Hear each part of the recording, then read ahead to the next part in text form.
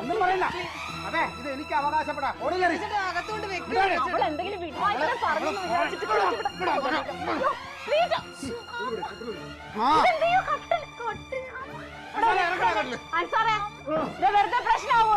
പ്രശ്നമല്ല, ഒരു പ്രശ്നമല്ല.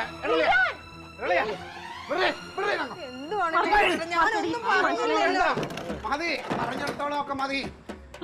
ഇനി ഒന്നും വേണ്ട. കളിക്കരുത്.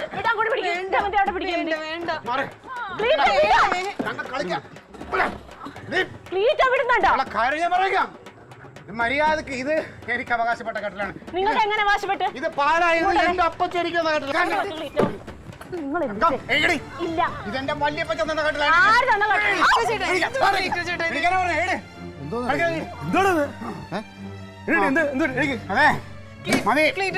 വീട് മാറി പോവാന്ന്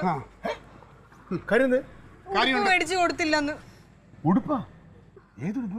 എന്റെ കനക, നിന്നെ കുറ്റം പറയണതല്ല ഞാൻ. നിനക്ക് അവക്കൊരു ഉടുപ്പ് മേടിച്ചപ്പോ തക്കളിക്കും കൂടി മേടിക്കായിരുന്നില്ല ഒരെണ്ണം. ഈ പ്രശ്നം വല്ലതും ഉണ്ടാവുമായിരുന്നോ? ഏതുടുപ്പിന്റെ പറയുന്നത്? ഞാൻ അവസാനമായിട്ട് പോണതിന് മുമ്പ് നിന്നോടൊരു കാര്യം പറയാം. ഞാൻ ക്രൂരനാണെന്ന് നാട്ടുകാർ മുഴുവനും പറഞ്ഞിട്ടും കൊച്ചിന്റെ കാര്യത്തിൽ എതിർത്ത് എന്താണെന്നറിയാമോ? ഭാവിയിൽ നിനക്ക് ദോഷങ്ങൾ ഉണ്ടാവാതിരിക്കാൻ. കഴിഞ്ഞടാ, ഇനി ഒന്നുമില്ല, എനിക്ക് ഒന്നുമില്ല. ഇതിപ്പോ ഏതുടുപ്പിന്റെ കാര്യം പറയുന്നത്? ഏട്ടാ ഉച്ചക്ക് വന്നപ്പോ നല്ലൊരു ഉടുപ്പ് കൊടുത്തില്ലേ, ആ ഉടുപ്പിന്റെ കാര്യോ? അയ്യോ, അവളാ എന്തൊരു കേട്ടാ. എന്റെ ആളിയാ, ഇവളിങ്ങനെയൊന്നുമല്ല. വിഷമാണ് വിഷം. ഇവിടെ നാക്കെടുത്ത് വിളിയിട്ട് തറയിൽ കിടന്ന് ഇടയും. എന്നെ പറയാവൊന്നുമില്ല അവള് പറയാൻ. ചുമ്മാ അവളെങ്ങനെ പറയില്ല. ഇല്ല, പറഞ്ഞു. എനിക്കറിയാലോ അവളെ.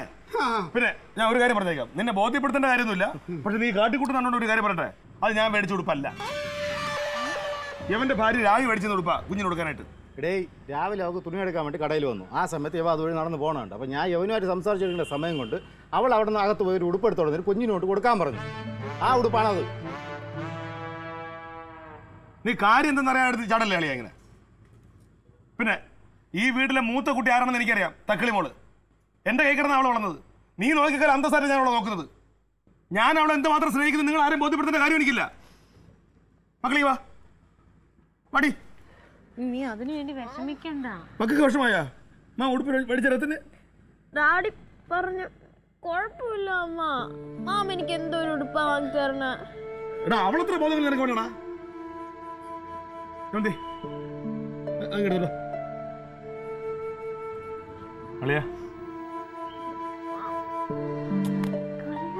ഒരു കുഞ്ഞുടുപ്പിന്റെ ബന്ധമുള്ള ആളിയാ നമ്മുടെ ബന്ധത്തിന്.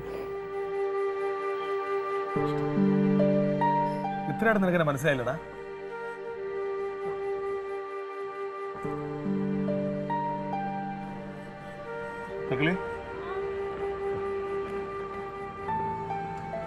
നിനക്ക് എല്ലാവർക്കും ഉണ്ട്. ക്രിസ്മസിന് തരാൻ വേണ്ടി എല്ലാവർക്കും കൂടെ വാങ്ങിയതാ. ഇനി താമസിപ്പിക്കണ്ടല്ലോ. Happy Christmas.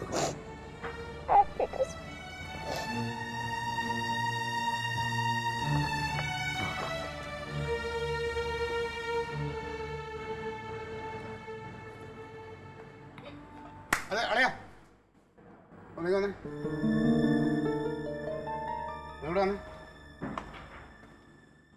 അതെ കാര്യങ്ങളൊക്കെ പറഞ്ഞൊരു ധാരണയാതെ അങ്ങനെ കയറി പോയാലോ?